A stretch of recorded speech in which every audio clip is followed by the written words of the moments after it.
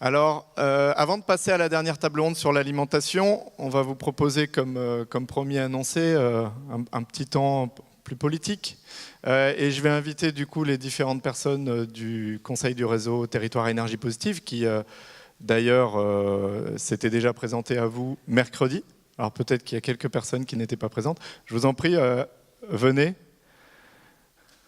Alors, il y en a normalement, il y en a plus que 2 ou 3.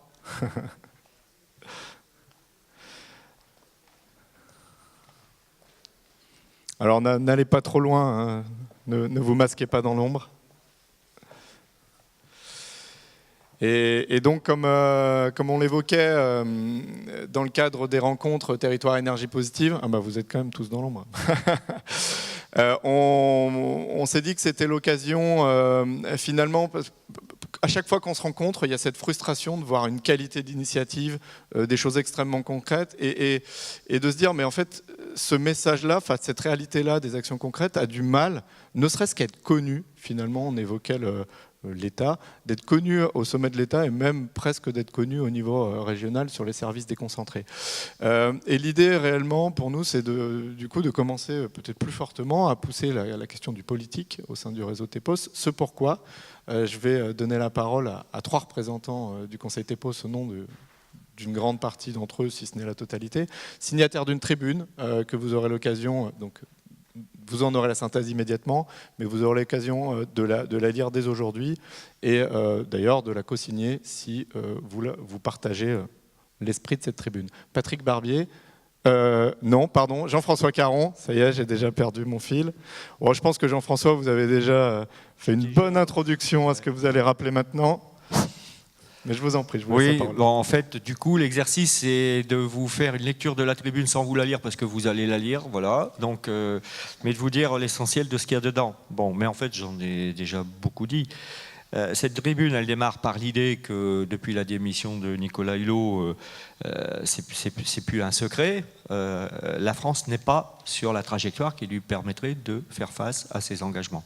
Bon, nous, on le sait tous, mais pour le grand public, cet événement, moi je pense que c'est un événement politique très fort, a été un élément de prise de conscience. Il y a un certain nombre de personnes autour de moi qui étaient loin de tout ça et que ça a fait bouger.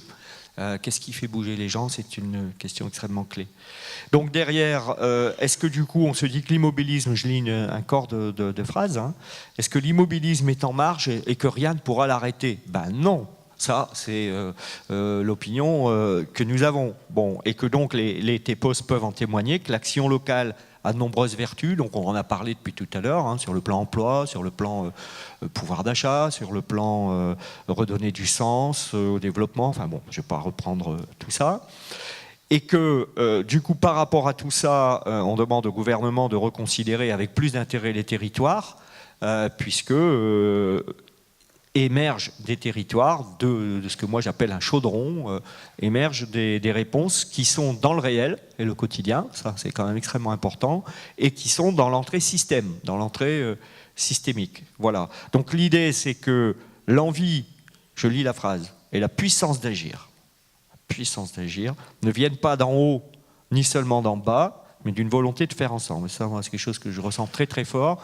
On peut être incisif avec l'État, mais c'est forcément une coopération, des allers-retours entre une vision macro, solidarité de territoire, etc., et une vision qui permet l'initiative locale. Avec du coup cette idée de privilégier le collectif et la confiance.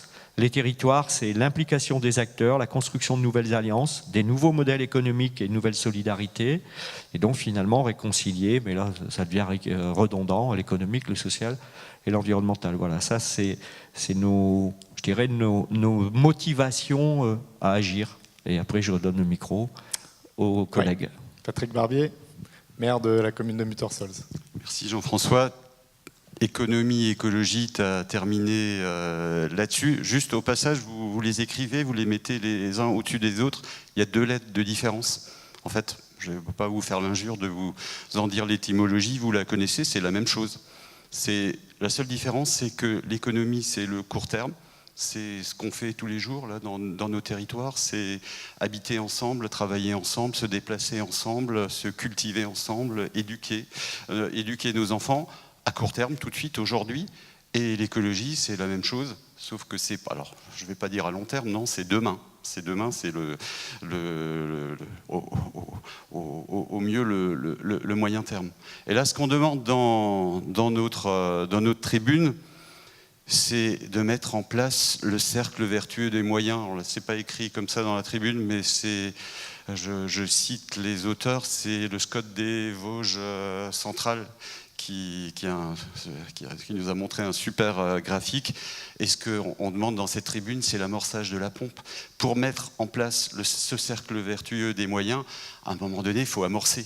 Et c'est ça qu'a priori, semble-t-il, que le gouvernement actuel n'a pas tout à fait compris.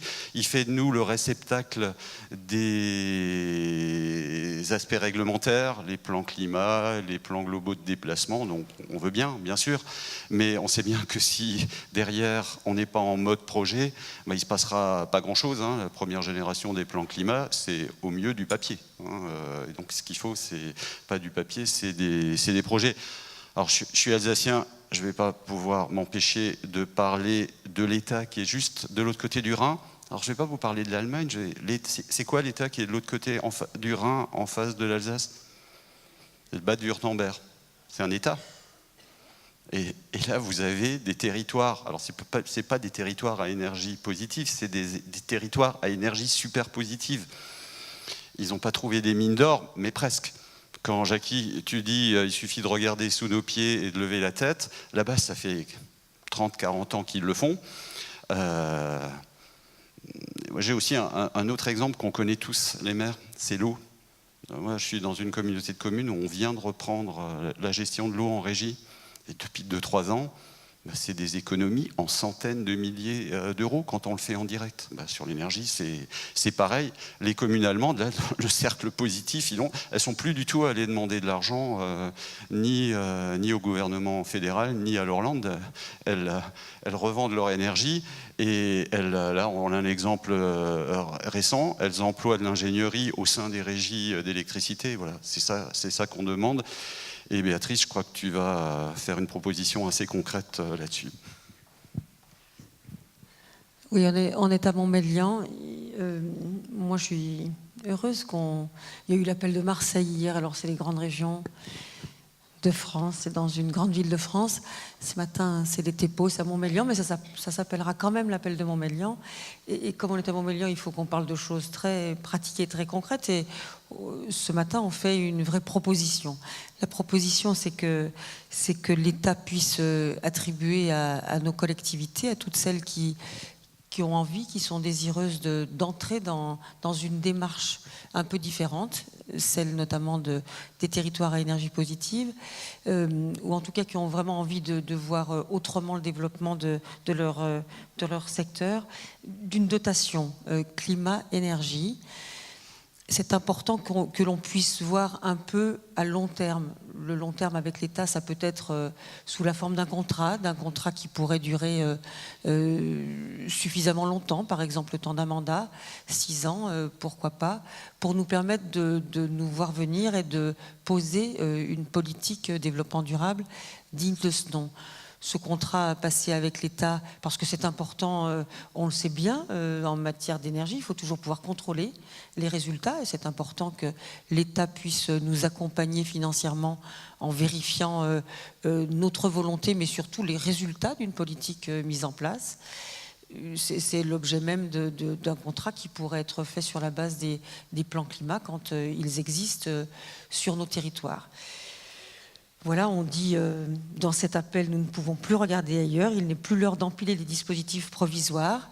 Il est vraiment temps maintenant de faire quelque chose qui tienne un petit peu dans le temps.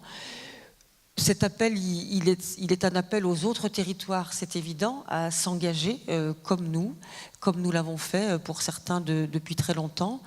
C'est un appel aussi à l'État à se donner et nous donner les moyens de réussir.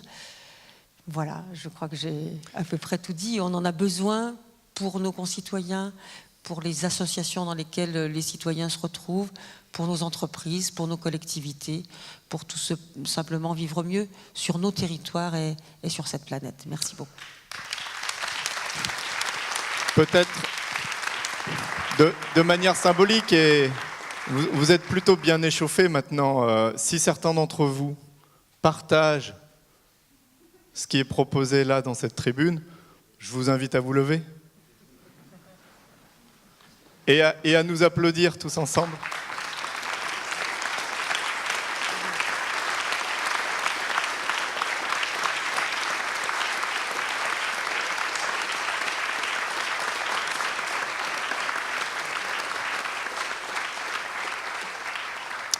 Merci à tout le monde et merci à vous.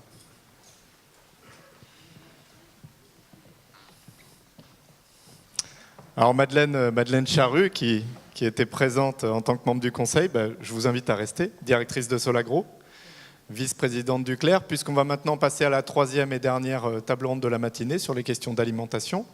Et je vais inviter les deux autres intervenants à nous rejoindre. Stéphane Labranche, alors je reprends mon petit papier parce que le profil est assez complet. Sociologue indépendant sur les questions climat, air, énergie et chercheur enseignant associé au Pacte et Sciences Po Grenoble. Et Christine Viron, bonjour, fondatrice et directrice à la fois de la société coopérative la Biodici.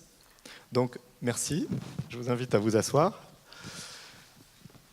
Donc profil très diversifié et justement c'est ce qu'on va essayer de faire ressortir de nos échanges entre une opératrice de terrain, des gens qui travaillent sur de la prospective, des gens qui analysent les changements de comportement. Comment la question aujourd'hui de l'alimentation, on est quand même sur un événement dont le cœur, en dépit de ce que vient de dire, il a raison Jean-François Caron, a un ADN autour de la transition énergétique. On pourrait éventuellement, comme ça spontanément, se poser la question pourquoi on traite l'alimentation ici, plus particulièrement. Alors une partie de la réponse, peut-être de ce qu'on va essayer d'investiguer dans cette table ronde, c'est alimentation, 2 points, moteur des transitions, point d'interrogation. Est-ce que la question des transitions en matière alimentaire a un lien avec les questions d'énergie? Si oui, on va un peu dire lequel. Et est-ce que c'est pas finalement parfois peut-être le premier pas, le plus simple à faire pour les gens ou les collectivités? On y reviendra aussi au cours de cette table ronde. Mais peut-être pour commencer, justement, enfin recontextualiser, pourquoi la question de l'alimentation a un lien avec les questions énergie-climat, peut-être pour commencer rapidement, et quels sont les problèmes, du coup, que peut-être la manière dont on s'alimente aujourd'hui, qu'est-ce que ça peut poser comme problème? Madeleine Charrue, sur ces questions-là, c'est évidemment au cœur de l'expertise de Solagro. Essayez du coup de faire un lien entre alimentation, énergie et climat. Alors, le lien entre alimentation, énergie et climat, il est vraiment très très simple. Je pensais terminer par là, mais si tu m'invites à commencer, on va commencer. Je regardais les dernières données, d'ailleurs, que je vous invite à consulter, même si elles ne sont pas réjouissantes, du CITEPA, qui travaille sur l'évolution de nos émissions de gaz à effet de serre. L'alimentation, enfin, c'est donné sous le vocable agriculture, mais en fait c'est l'agriculture, on va dire de la fourche à la fourchette, hein, ça comprend le secteur alimentaire. C'est le 3e grand poste d'émission et c'est juste après, ça se bat avec le bâtiment en ce moment, hein, c'est 89 millions de tonnes par an, enfin équivalent CO2 émis, et le bâtiment c'est 91 je crois, donc si on fait des efforts dans le bâtiment, ce sera bientôt notre 2e grand poste d'émissions de gaz à effet de serre. C'est un petit peu moins pour l'énergie, mais on a parlé des préoccupations climatiques, c'est vraiment une préoccupation et il y a de vrais moyens d'agir sur la question. Alors partant du coup d'une approche sectorielle, revenons dans le systémique. De manière plus globale, quelles sont les problématiques liées à l'alimentation telle qu'on l'a aujourd'hui et pourquoi justement on souhaite aller vers un changement? Et peut-être vous conclurez éventuellement quel type de changement finalement a-t-on en perspective? Alors c'est vrai que la question c'est qu'est-ce qu'on va manger demain. Alors moi j'ai pas de boule de cristal et pour voir on va. Mais la question c'est pourquoi est-ce qu'on se pose cette question de l'alimentation, de comment notre alimentation doit évoluer. Pour un grand nombre de raisons, je vais dire un trop grand nombre de raisons. Le problème déjà c'est que notre population augmente, que nos terres, les surfaces en terres agricoles diminuent de par le phénomène d'artificialisation. On perd chaque année en France 60 000 hectares de terres agricoles. Donc déjà, on peut se poser la question, est-ce qu'on va être un peu plus nombreux, on a un peu moins de terres, est-ce qu'on va pouvoir continuer à produire assez ? Ensuite, c'est plus un secret pour personne, notre environnement d'une façon générale est dans un état critique. Hein, je reprends les termes du représentant de l'Adréal en ouverture de cette séquence. Et puis, on a un changement climatique qui avance et il y a eu des articles là, très récemment sur les teneurs en CO2 qui allaient peut-être changer la composition nutritionnelle de nos aliments. Donc, il y a vraiment de quoi se poser pas mal de questions. Et donc ça, c'est les questions. Et puis le constat dans ce domaine, c'est qu'il y a beaucoup de trop. Hein. D'une façon générale, on mange trop. On mange trop de sel, on mange trop de gras, on mange trop de sucre, on mange trop de protéines, on surconsomme. Ce qui conduit à un état de santé publique qui n'est pas très bon. Il y a trop de maladies, d'affections longue durée, comme on dit. Hein. C'est quelque chose qui augmente de 4% par an. Maladies cardiovasculaires, diabète de type 2, cancer, donc des maladies qui sont particulièrement liées à ce qu'on mange. Aujourd'hui, c'est 12 millions de personnes, c'est 90 milliards d'euros du budget de la sécurité sociale et c'est en augmentation, donc on peut se dire que c'est un vrai problème. Et voilà, je pense que c'est les principales causes du fait qu'on peut s'interroger sur le fait de qu'est-ce qui va se passer demain et surtout comment on peut remédier à tout ça. Mais alors demain, qu'est-ce qu'il y aura dans nos assiettes? Alors, si on veut être en bonne santé, ne pas impacter le climat, respecter l'environnement, quel type d'évolutions sont attendues? Alors les évolutions attendues, on a travaillé nous à Solagro sur un scénario qui s'appelle After 2050 qui gère la partie agricole, on va dire, du scénario Négawatt et qui essaye de répondre à cette question, est-ce qu'on peut à la fois produire mieux, manger mieux et émettre moins de gaz à effet de serre? Donc la réponse, ça c'est l'optimisme, et oui, on peut, à condition de faire évoluer en particulier notre assiette. Et là, c'est un des liens avec l'énergie, c'est un peu les mêmes principes. Premier principe, sobriété. Limiter les surconsommations. Aujourd'hui, par exemple, on consomme en moyenne 90 grammes par jour de protéines. L'apport nutritionnel conseillé par les nutritionnistes, c'est 52. Donc déjà là, en mangeant correctement, on peut déjà consommer beaucoup moins. Sobriété, limiter le gaspillage. Aujourd'hui, entre 160 et 190 kilos par an, sur une consommation d'environ 900 kilos par personne, sont jetés, gaspillés. Alors tout ce qu'on ne surconsomme pas et tout ce qu'on ne gaspille pas, on n'a pas à le produire. Donc c'est plus facile ensuite de gérer la pénurie de terre ou des modes de production un petit peu moins productifs. Donc premier principe, sobriété, un peu moins. Deuxième principe, efficacité. Et là, l'efficacité, elle joue surtout sur la question des protéines. Aujourd'hui, on consomme environ 2/3 de protéines animales, 1/3 de protéines végétales. Et la proposition, c'est d'inverser. 2/3 de protéines végétales, 1/3 de protéines animales. Alors pourquoi ? Parce que l'élevage est un mode peu efficace de production d'aliments. Il faut de 3 à 10 kilos de produits végétaux pour faire 1 kilo de viande, suivant la viande. Et puis c'est surtout, avec les ruminants, un très gros émetteur de gaz à effet de serre, avec le méthane, qui a un pouvoir de réchauffement global très important. Et donc en réduisant notre consommation de produits carnés, donc viande et produits laitiers, on résout à la fois un certain nombre de problèmes de santé, des questions climatiques, et puis voilà.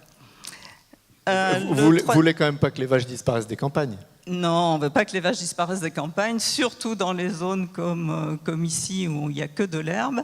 et où elles sont les plus adaptées à valoriser cette production.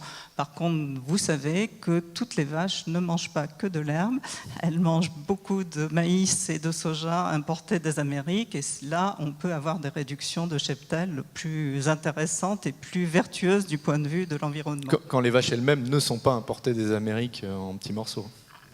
De plus en plus fréquent. Et donc, dernier point. Alors, le dernier point, c'est renouvelable. Alors, renouvelable en agriculture, c'est pas exactement le même terme, mais c'est quand même le développement d'une agriculture qui, on va dire, qui respecte ces facteurs de production, que sont le sol, l'eau, l'air.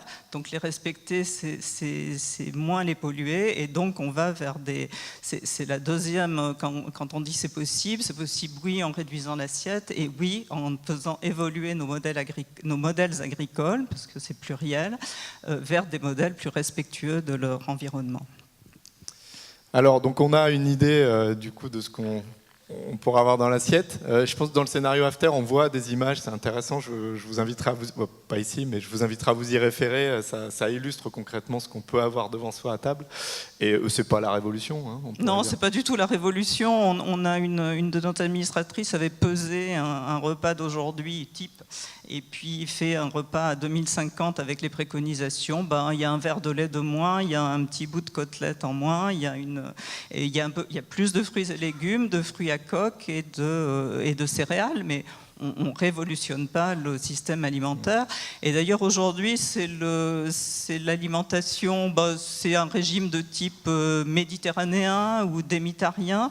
Et puis, on a eu la chance, nous, de travailler avec l'équipe Nutrinet Santé. Nutrinet, c'est une grande enquête épidémiologique où les gens déclarent ce qu'ils mangent chaque jour. Et dans cette enquête, il y a une cohorte de bio-nutrinautes, c'est-à-dire des gens qui s'alimentent majoritairement avec des aliments bio. Et la découverte, c'est que ces bio-nutrinautes, donc qui sont suivis depuis une dizaine d'années, ils ont vraiment une assiette de type after, parce que il y a visiblement un lien entre le fait de manger bio et le fait de se préoccuper plus globalement de son assiette, et donc c'est des assiettes qui sont déjà existantes dans des populations qui se portent plutôt mieux que les autres, avec une moins grande prévalence d'obésité et de maladies. Les maladies que j'ai évoquées tout à l'heure. Merci. Stéphane Labranche, alors vous êtes sociologue, je vais vous poser une question un petit peu pour vous titiller, mais demain, donc, tout le monde aura une assiette différente devant soi ? Oui, non. Oui, non. Tout le monde ne fera pas les mêmes choix ? Comme dans toute population, il y a des gens qui sont plus motivés que d'autres et des gens qui résistent plus que d'autres, c'est un peu normal. Des gens qui sont un peu plus attachés à la viande que d'autres.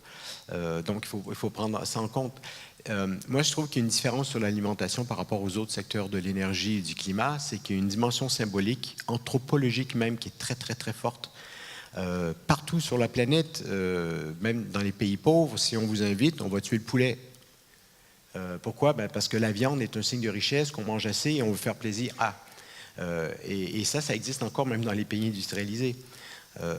Et donc, s'attaquer à cette dimension de l'alimentation, c'est s'attaquer à des schémas qui sont très profonds. Donc, on ne fait pas, c'est pas juste de la popote. Ça remonte à plus profond que ça dans nos C'est un peu différent de changer de fournisseur d'électricité ou de gaz. Ah oui, non, mais là, on est dans l'intime en plus, on est dans le social, on est dans les interactions. Et il y a des aspects culturels très importants aussi qui... Par exemple, dans le monde anglo-saxon, moi, je suis encore frappé, ça fait 18 ans que je suis en France, mais quand on vous invite, la première chose qu'on vous demande, est-ce que vous avez des interdits alimentaires? Est-ce que? Et s'il y a plusieurs interdits alimentaires parce qu'il y a 10 personnes autour de la table, on va composer le menu à partir de ce qu'on a reçu comme réponse. En France, on vous invite et vous mangez ce qui vous est offert. C'est comme ça, c'est culturel. Donc, être végétarien en France est beaucoup plus difficile que dans les pays anglo-saxons, juste à cause de ça. Il y a d'autres aspects, mais ça, c'est un des aspects qui est important. Ensuite, il y a des effets de classe aussi. On a remarqué dernièrement, en fait, que les préoccupations de santé, quand on commence à s'intéresser au lien entre alimentation et santé, ça prend un certain niveau de scolarité, être capable d'aller chercher de l'information, de la traiter, et ensuite de transformer ça en cuisine, en aliments, en produits achetés. Et donc, on se retrouve en fait avec, dans les classes moyennes en ce moment, avec une augmentation des produits de qualité, bio, locaux et l'intérêt pour, et dans les classes précaires, une augmentation des produits industrialisés en termes de consommation. Et donc là aussi, il y a des effets de classe qui peuvent jouer et qui sont importants. Et donc, il y a tout ça qui est en jeu. Et dernier aspect que je voulais soulever, c'est sur cette question qui est très rarement abordée, mais qui commence à peine, c'est sur l'alimentation et le changement climatique. C'est un des postes principaux, le troisième, et pourtant, on n'en parle presque pas. On parle constamment de la voiture, de la mobilité et du bâtiment, et l'alimentation, très peu. Même des gens qui sont intéressés par le changement climatique ne comprennent pas le lien. Et donc là, il y a un manque de sensibilisation là-dessus qui est très, très important, mais qui est aussi à mettre en exergue avec d'autres résultats sociologiques. On voit par exemple qu'on demande, apparemment depuis quelques années, il y a une augmentation en France du flexitarisme. Bon, c'est le nouveau mot à la base en matière d'alimentation. Qu'est-ce que ça veut dire alors? Alors, c'est une définition, on demande aux gens s'ils deviennent plus flexitariens, c'est-à-dire est-ce que vous avez consommé moins de viande depuis quelques semaines ou quelques mois? Seulement, le problème avec cette définition-là, il n'y a pas de chiffre. C'est-à-dire que si je consommais 14 fois et que je suis descendu par semaine à 12, je peux me considérer comme flexitarien. On comprend bien que 12 repas avec viande, on n'est pas encore dans de l'alimentation très équilibrée, ni saine, ni vertueuse écologiquement. Et donc ça, c'est un problème qu'on a. Mais ce qu'on constate quand même, c'est que depuis quelques années, il y a une augmentation forte du flexitarisme, c'est-à-dire des gens qui font plus attention. Mais quand on regarde pourquoi les gens sont plus flexitariens, la première raison, c'est la question de santé. La deuxième raison, maintenant, et ça a changé, c'est l'éthique animale.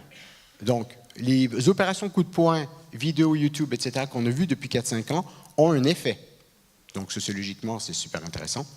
Troisième raison, c'est les questions environnementales. Mais quand je dis environnementales, en grande majorité, on ne parle pas de climat. On veut dire pollution des eaux et pollution du sol. Et donc, cette question-là de changement climatique et d'alimentation, elle est quasi invisible. Ayant dit ça, le fait que les gens mangent moins de viande pour des raisons de santé, c'est très bien aussi, et ça a un bon effet sur le climat. Donc, moi, ça ne me pose pas de problème. Je suis assez pragmatique sur ces questions.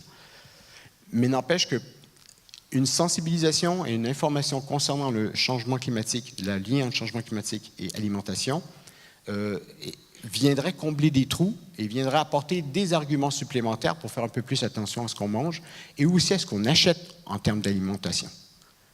C'est peut-être un peu anecdotique, mais enfin, d'ailleurs, vous me direz si vous avez la moindre idée à ce sujet, mais des évolutions comme les insectes sources de protéines, etc., ça vient d'où? Ça vient de quelle motivation?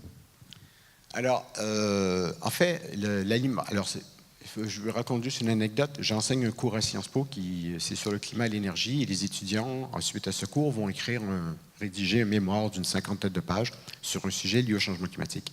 Et il y a 3-4 ans, j'ai eu toute une série en fait, mes étudiants sont en avance sur le restant de la société, apparemment, parce qu'ils avaient rédigé plusieurs mémoires sur l'alimentation, de plusieurs sortes, l'agroforesterie, et 2 sur la question de l'alimentation, on mange des insectes ou pas.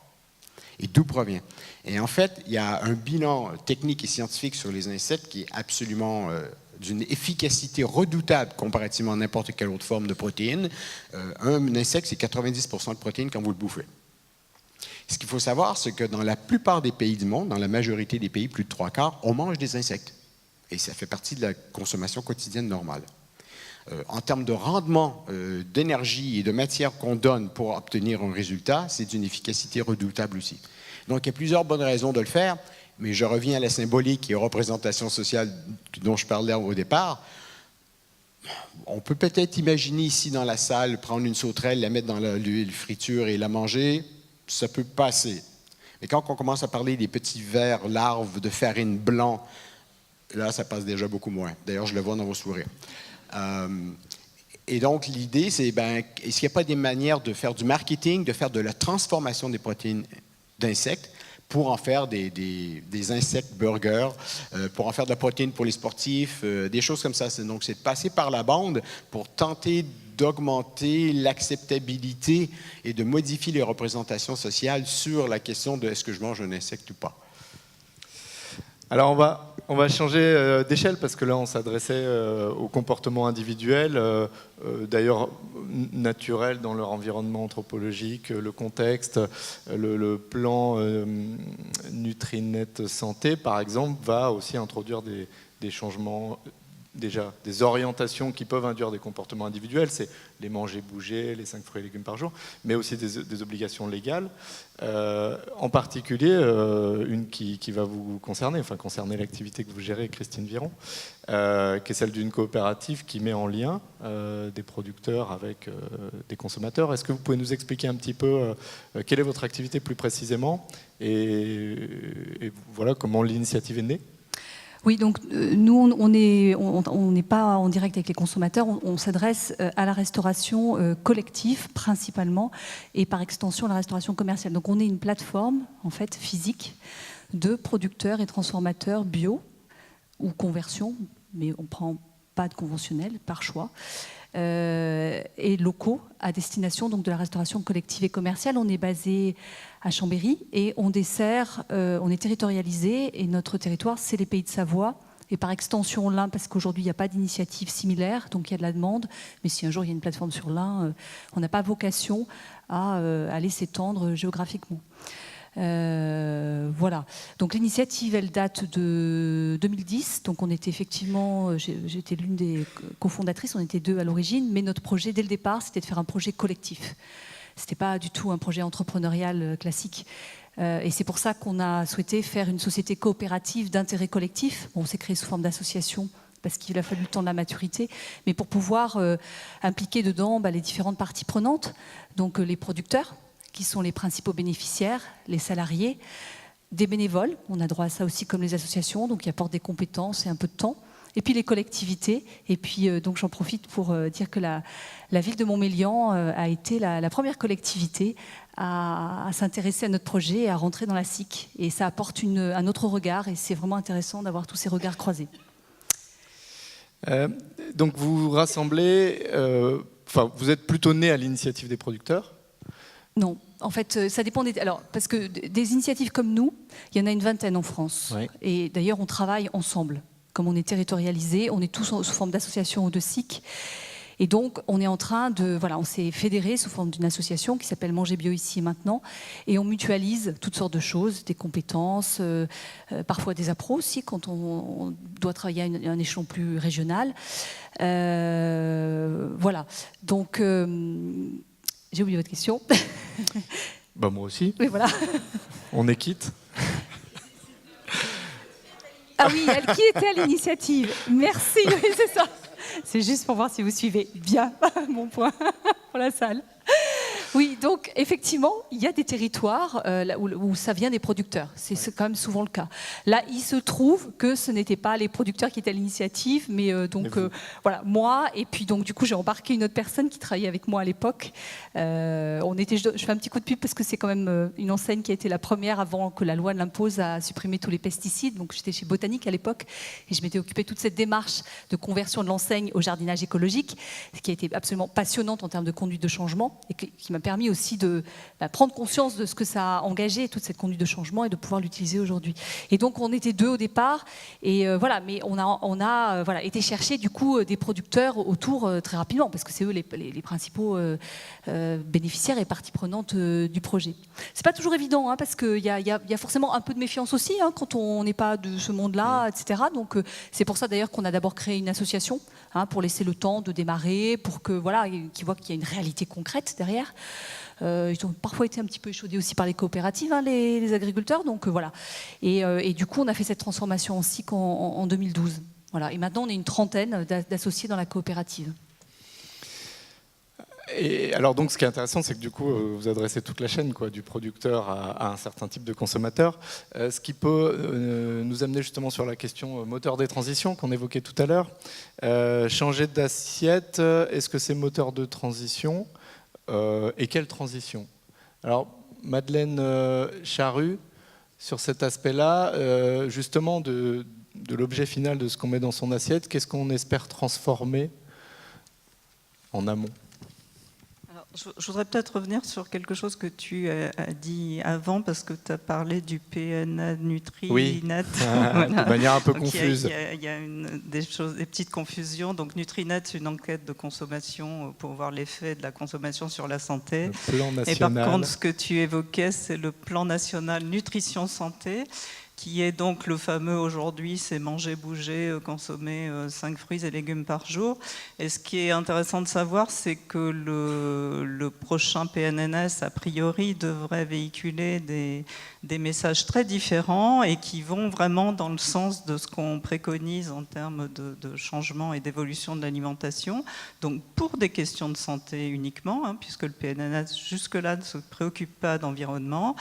Et les nouvelles consignes, c'est pas plus de 500 grammes de viande par semaine, c'est une légumineuse par semaine, c'est 20% de bio dans la partie légumes, céréales, légumineuses, c'est moins 20% de produits ultra transformés. Donc ça, c'est les... Alors quand je dis c'est le PNNS, c'est le rêve que ce soit le PNNS. Ça, pour l'instant, c'est les recommandations du Haut Conseil à la santé publique qui ont été publiées au printemps 2017 et qui doivent être transformées en prochain plan national nutrition santé qui devrait donner ces directives. Alors pourquoi aussi longtemps? Ça fait 1 an et demi qu'on attend la sortie du PNNS. C'est que ça remet en cause un certain nombre une partie du système agroalimentaire, et en particulier l'industrie laitière, l'agroalimentaire ultra transformé, et qui a des pressions aujourd'hui importantes, pourtant par rapport à des questions de santé publique, pour que ça sorte pas aussi vite. Alors ça introduit la question. Bah oui, on peut en déduire qu'est-ce qu'il faut transformer alors. Moteur des transitions. Pourquoi l'alimentation est moteur de transition? Moteur des transitions du système agricole et alimentaire, justement.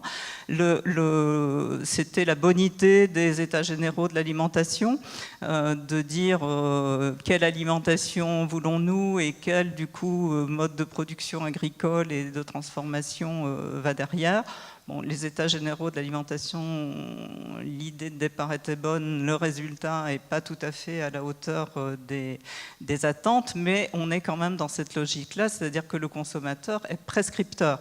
Il est prescripteur auprès des distributeurs et du coup les distributeurs deviennent prescripteurs auprès des producteurs. Quand une grande enseigne a dit récemment on ne vendra plus d'œufs de poule qui ont moins d'un demi-mètre carré pour vivre, enfin, je crois que c'est 1/4 de mètre carré, pas un demi,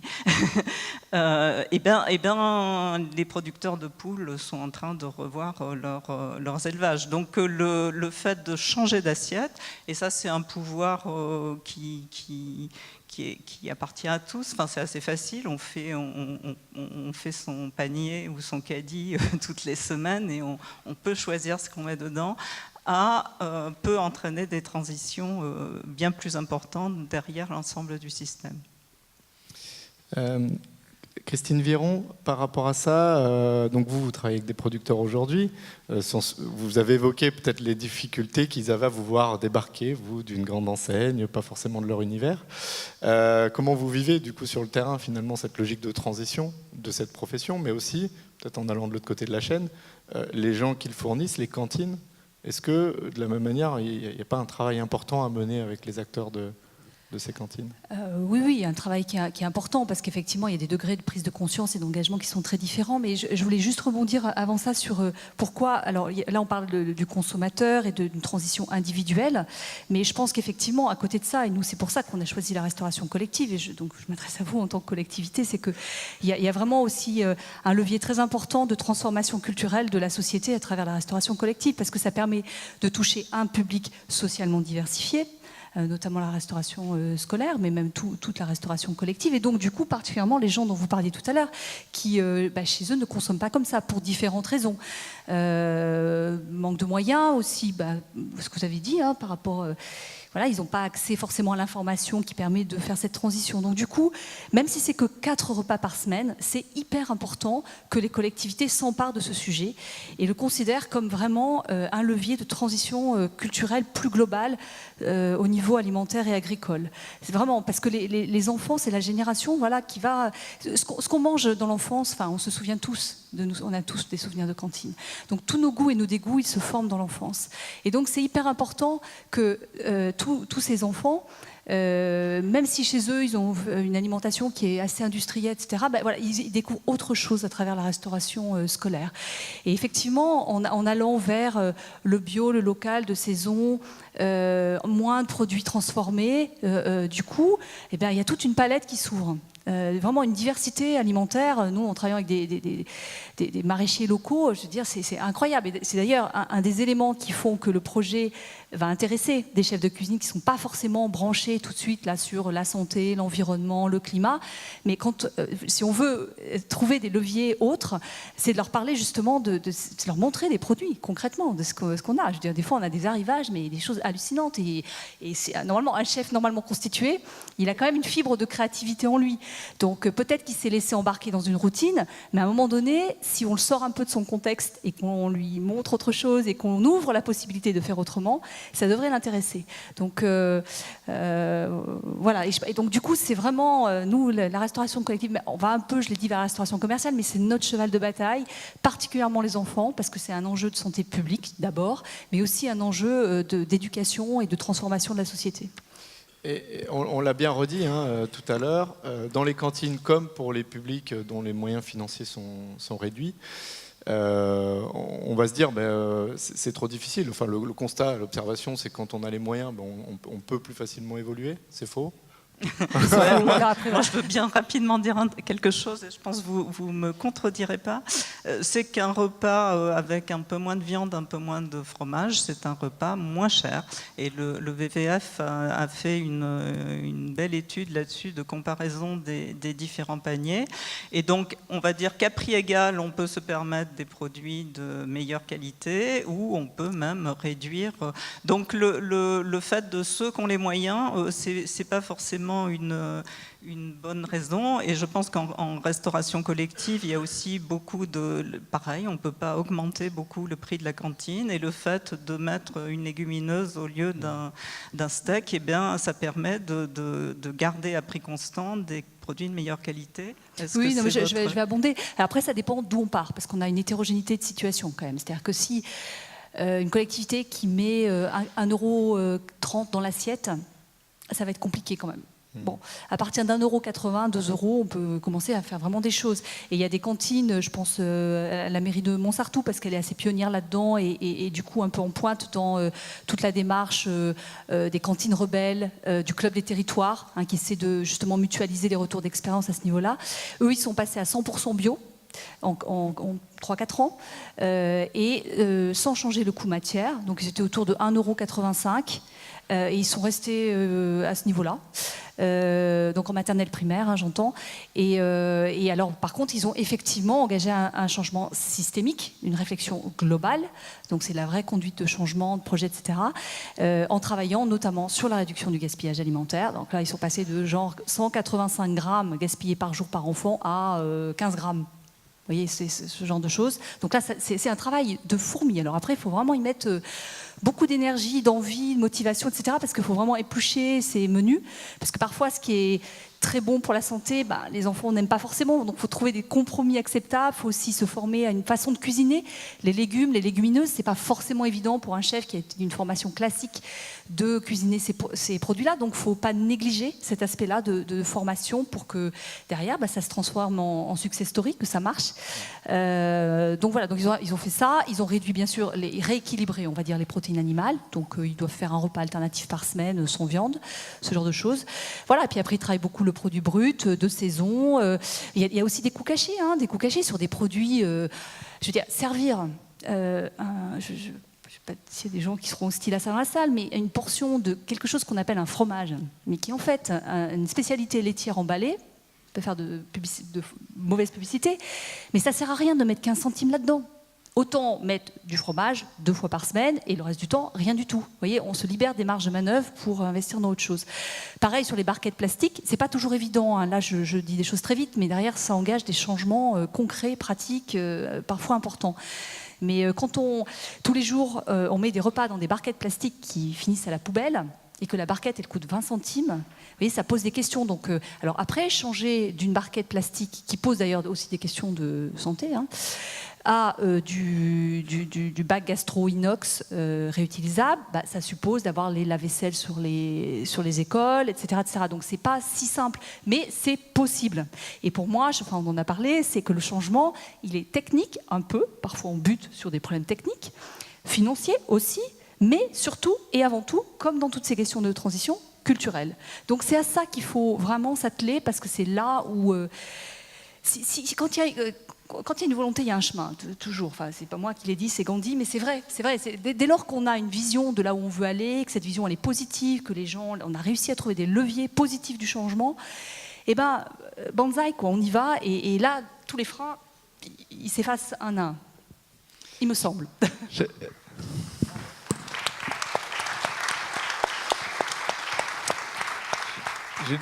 J'ai une petite anecdote personnelle, je me permets. Mes enfants sont dans une école, dans une ferme, tout est cultivé sur place, etc. Donc, ils font des évaluations, des auto-évaluations. Et en gros, sur le scolaire, la vie, etc. Et en fait, en français, je suis contente. Évaluation de ma fille. En français, je suis contente. En maths, je suis contente. Je vais faire des efforts en cantine et des progrès en cantine.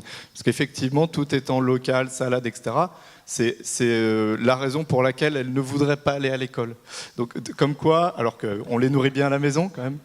Mais on voit le poids du culturel, et puis le fait de pouvoir manger autre chose, des fois c'est plus sympa de prendre une pizza, etc. Voilà, c'est pour la petite anecdote. Sur la question des coûts, il y avait un commentaire qui va dans le sens et précisément de ce que vous disiez. Hein. Le défi famille à énergie positive qu'on connaît, il y a un pendant qui est un petit peu plus complexe à gérer, hein, plus anthropologique, etc. Famille à alimentation positive, qui travaille notamment avec des publics qui ont des contraintes financières plus importantes. Et assez clairement, du coup, ce que vous avez dit, c'est aussi l'observation et puis les préconisations qu'ils font, quoi. On ne peut pas faire la même assiette dans une cantine, par exemple. On ne peut pas avoir des meilleurs produits et donner la même chose à manger. Donc c'est nécessairement une obligation un peu globale. Alors, il y avait une question précédemment qui est repartie, mais je vous la pose, Stéphane Labranche. Est-ce qu'on n'a pas peur, Madeleine Charrue évoquait les futures préconisations, qui peut-être on aura dans toutes les publicités, à la télévision, sur les produits agroalimentaires.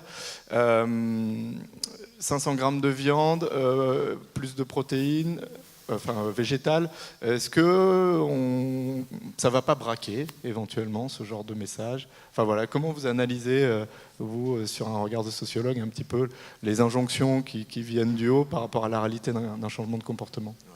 Ben, il y a plusieurs éléments à ça, hein.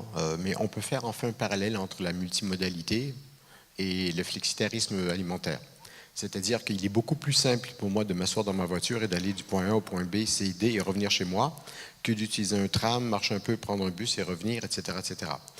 C'est plus simple parce que je n'ai pas besoin d'autant d'informations, je n'ai pas besoin d'être aussi stratégique quand je suis en voiture. Ben, c'est la même chose pour l'alimentation en fait. Plus je vais avoir une alimentation variée et plus je vais avoir des informations qui me disent qu'il faut que je mange moins de ci, plus de ça et comment, plus c'est compliqué. Et en fait, ça renvoie à des thématiques qui sont vraiment généraux à la transition. La première grande leçon de sociologie, c'est que c'est bien d'informer et de sensibiliser les gens parce que ça leur dit pourquoi on essaye de changer, mais ce n'est pas ça qui fait que les gens changent. Pourquoi la famille énergie positive fonctionne? C'est pour moi l'exemple, la mesure, le programme par excellence sur les changements de comportement, parce qu'il ne s'accantonne pas à dire bon, ben, voici 10 informations et démerdez-vous. Non, il y a un accompagnement. Et c'est l'accompagnement qui fait que les informations qui sont données se transforment en pratiques. Même dans Famille énergie positive, on n'a pas des pratiques entièrement vertueuses, mais on a vraiment des vrais changements. Mais ce sont des gens qui sont déjà intéressés par les changements et qui aiment bien cette espèce d'exercice de changement sur soi. Donc, ce n'est pas donné à tout le monde. Et là, sur l'alimentation, c'est pareil. Si on leur dit moins que 500 grammes, même moi qui cuisine énormément, j'ai de la difficulté à voir ce que ça fait 500 grammes comme volume. Donc, je vois pas là-dessus, moi, ça m'aidera pas à diminuer ma consommation de viande. Et ça, j'ai été végétarien 17 ans. J'ai arrêté. Bon, je ne suis pas allé dans le bon sens. Mais peut-être plus simple, un message, c'est de dire 2 ou 3 repas de moins. Et peut-être fournir un petit livre de recettes aussi, ou un petit livre de trucs. Parfois aussi, ce sont des choses assez simples. Hein. On prend un agneau, on prend un gigot, on le fait cuire je ne sais pas combien d'heures au four. On peut aussi prendre de l'agneau, le découper en morceaux et en faire une recette qui, en 15 minutes, est cuite. Et là, on a diminué la consommation d'énergie liée à la cuisson. Donc, il y a tout ça qui, pour moi, joue un rôle. Et donc, quand on parle de moteur de la transition, la sensibilisation à l'information explique pourquoi, mais ça n'est même pas changement. Il faut passer en mode accompagnement. Et donc, là, ça veut dire s'investir plus, et c'est plus compliqué. S'investir plus en termes financiers, peut-être, mais aux ressources humaines, aider les gens à le faire, mais ça veut dire que moi, si je ne sais pas cuisiner végétarien, apprendre des nouvelles recettes. Si j'aime bien la bouffe française, mais franchement, vous ne savez pas cuisiner végétarien. Allez plutôt en Angleterre. Ah, les Anglais sont allés chercher chez les Indiens pour ça. Ben donc, peut-être apprendre à cuisiner... Les Indiens sont venus en Angleterre, c'est ça. Oui, c'est ça. Et donc, peut-être apprendre à cuisiner d'autres types de cuisine. Et méditerranéenne pourrait se porter plutôt bien à ça et trouver des alternatives. Et donc, ça demande une certaine recherche, un peu d'effort, comme toujours dans tout effort de transition. Mais franchement, si le résultat est bon et qu'on le bouffe et qu'on aime ça, on a une récompense positive immédiate. Pas besoin, alors que sur la facture énergétique, on le voit à la fin de l'année, si j'ai effectivement diminué de 10% ou pas. Là, le résultat, il est sur la table. Quand on aime le manger, on le répète. C'est pas compliqué. Hein? Donc, vous pouvez avoir des effets immédiats de récompense qui sont beaucoup plus forts et beaucoup plus réels. On le met dans la bouche et on le mange. On a effectivement beaucoup évoqué les questions de plaisir et de désir comme moteur finalement de l'action réellement. Et puis enfin, on applique cette maxime-là en rencontre territoire énergie positive. Hein. D'ailleurs, c'est pas facile d'animer une plénière le lendemain d'une soirée, par exemple. Mais pour aller sur le levier, justement, ce qui était intéressant, c'était la question de l'animation. Très clairement, ça résonne avec un message que nous, on passe sur l'énergie. On ne peut pas imaginer que demain, sur la base de dispositifs nationaux existants, d'injonctions, etc., les choses puissent se faire et faire système à l'échelle locale sans que des gens, à un moment donné, s'occupent de faire monter cette mayonnaise. Dans les cantines, c'est la même chose, Christine Viron, au fond. On peut éventuellement avoir un meilleur approvisionnement, mais ça va forcément, c'est forcément un tout petit peu plus épuisant que d'acheter une barquette dans un centre commercial.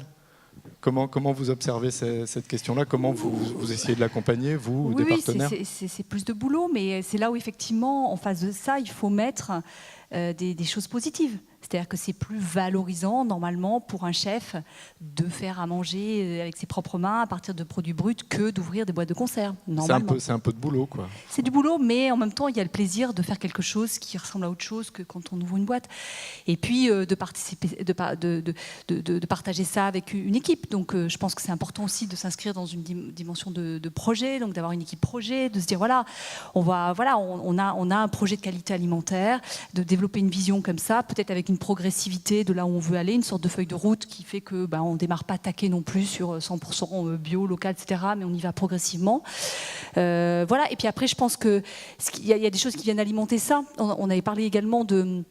Parce que nous, on est très happés par notre travail au quotidien, parce qu'on est cet outil logistique et commercial entre les producteurs et les collectivités. Et j'ai eu du mal à vous avoir au téléphone, d'ailleurs.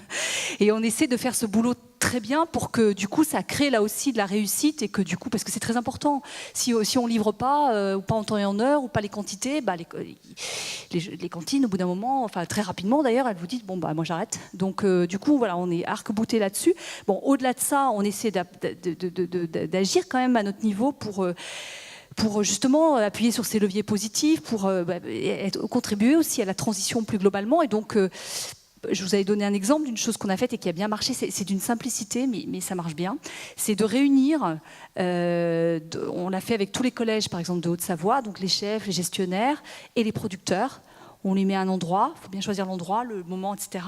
Et puis, on avait fait une espèce de stand où on pouvait déguster les produits, rencontrer les producteurs. Voilà. Et puis après, il y avait un buffet, on avait tiré les rois, tout ça. Donc, de la convivialité, des bons produits, des gens vous mettez tout ça. De l'animation. De l'animation, vous agitez, ça fait un effet cocktail et ça marche. Et ça, c'était super. Les gens sont rentrés, ils ne voulaient plus partir. Vous n'avez plus à les faire partir. Voilà. Alors que vous pouvez argumenter pendant des heures, si vous parlez qu'à la tête, ce que vous dites, ça ne marche pas. Il faut toucher le cœur et les tripes des gens. Moi, je ne vois que ça. J'ai arrêté d'argumenter, ça ne sert à rien. En fait. Alors, mais je voulais justement juste vous faire aller un peu sur le domaine de l'intime. Pourquoi vous êtes passé d'un poste où vous étiez, vous l'avez rappelé, botanique, il y avait des choses qui se passaient, c'était pas la pire enseigne en termes environnementaux ou par rapport à des convictions que vous pourriez avoir. Pourquoi vous êtes lancé dans une aventure un petit peu folle et complexe comme ça? Pourquoi on fait ce qu'on fait, quoi? C'est ça. Un jour, on se lève et on dit, voilà, je vais faire ça. Non, moi, c'est un peu, ce serait long à raconter parce que ça a commencé très très loin. Mais en fait, c'est un peu un projet pour moi pas le dernier forcément, mais de synthèse d'un parcours. Moi, j'ai travaillé dans l'agroalimentaire, j'ai travaillé dans la grande distribution, j'ai vu la vache folle. Voilà, les OGM, tout ça. Donc voilà. Après, j'ai fait ma mue culturelle moi en 2013. Donc là, ça a vrillé complètement.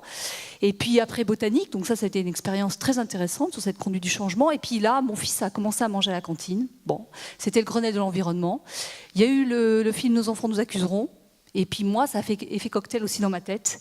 Et puis un jour, je me suis levée, j'ai dit, il faut faire quelque chose pour les cantines. Et voilà, c'est comme ça. Stéphane Labranche.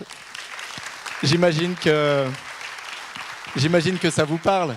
Voilà, c'est multi-champs finalement qui mènent au changement. Ouais, mais vous voyez à quel point ça prend une conjonction de plusieurs facteurs différents, de parcours de vie pour arriver à certains points et s'engager. Et c'est pas tout le monde qui a le même parcours de vie, avec des compétences qui vont avec et qui servent en fait à un idéal ou à un objectif de vie, à un projet de vie. Donc moi aussi, j'ai eu cette chance de pouvoir conjuguer tout ça en même temps, mais il ne faut pas s'attendre à ce que tout le monde ait ça non plus. Donc c'est pour ça que certaines personnes ont besoin moins d'accompagnement que d'autres et d'autres vont en avoir besoin de plus. Ce qu'il faut savoir aussi, c'est que, n'oublie pas, hein, on a des injonctions sur la mobilité, sur l'alimentation, sur les pratiques quotidiennes, sur le chauffage, la cuisson, le machin, le truc, ça n'arrête pas. Et ça commence à être très lourd. Hein. Il y a des messages, des signaux en sociologie sur les enquêtes qui commencent à montrer que les gens commencent à saturer un peu. Et donc là, pour moi, une approche comme ça qui dit pas trop de cortex, parce qu'effectivement, de toute façon, quand on goûte la bouffe qu'elle est bonne, c'est pas le cortex qui réagit et qui convainc. Je pense que c'est une autre façon d'aborder les choses qui est probablement plus convaincante et qui va être beaucoup moins saoulante et lourde à porter et à entendre par la population. Donc, il y a des choses à faire. Je pense qu'on doit être plus imaginatif que simplement de faire de la sensibilisation et du message. Il faut en faire, c'est pas le problème, je dis pas d'arrêter, mais ça ne devrait pas être l'essentiel de la stratégie. Hein. Pour le moteur de changement, ça c'est clair. Ça, si.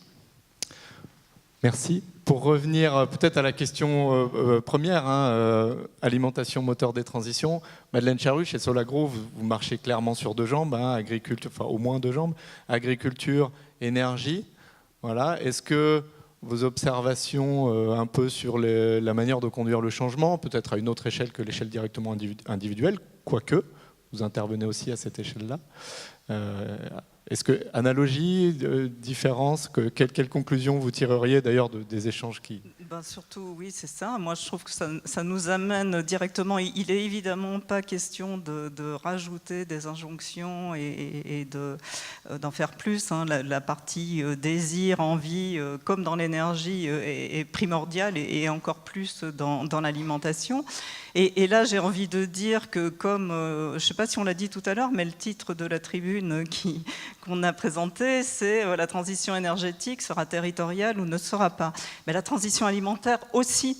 Je pense que la transition, cette entrée en transition, il ne s'agit pas, tout le monde n'aura pas un coup de foudre du jour au lendemain, mais je pense qu'on peut amener la plupart de nos concitoyens avec des démarches de territoire. Et d'ailleurs, il y a un certain nombre de territoires qui s'engagent en transition, pas par l'énergie, mais effectivement par ce côté alimentaire, avec les plans alimentaires territoriaux, et qui sont très intéressants. Et alors, c'est quoi s'engager sur un territoire? C'est d'abord, c'est bien sûr l'information des consommateurs. avec quand même la question de la santé qui est assez mobilisatrice, hein, c'est-à-dire que si les messages en termes de santé sont donnés à bon niveau, ça aide. Et puis ensuite, eh bien, d'engager les acteurs du territoire, comme vous l'avez fait, c'est-à-dire sur le territoire, sur tous les territoires ruraux, surtout, hein, des TEPOS, il y a des agriculteurs, et il faut emmener ces agriculteurs. Alors je ne dis pas que c'est facile, mais là aussi, je crois que c'est une question de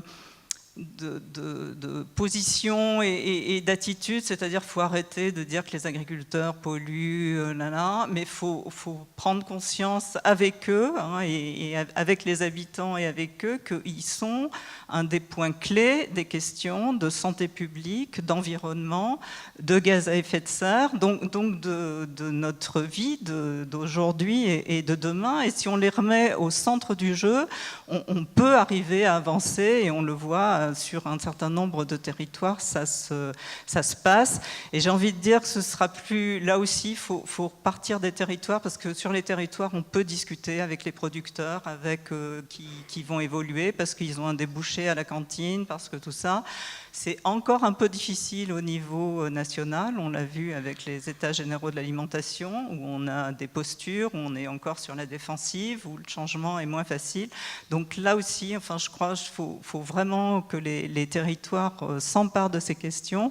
Et moi j'ai un vœu, c'est que dans les prochaines rencontres des territoires à énergie positive, ce ne soit pas l'alimentation, ce ne soit pas la dernière intervention quand tout le monde commence à avoir faim, mais que ce soit des questions qui soient dans les ateliers, qu'on regarde comment on s'y prend pour mobiliser la population agricole, les consommateurs, et je crois qu'on a une ardente obligation par rapport à ça, au vu des émissions de gaz à effet de serre de ce secteur. Merci. Peut-être en guise de synthèse, finalement. Donner du sens et du désir d'agir, c'est presque la synthèse de toute la matinée. Donc, merci beaucoup pour votre intervention. À tous les trois.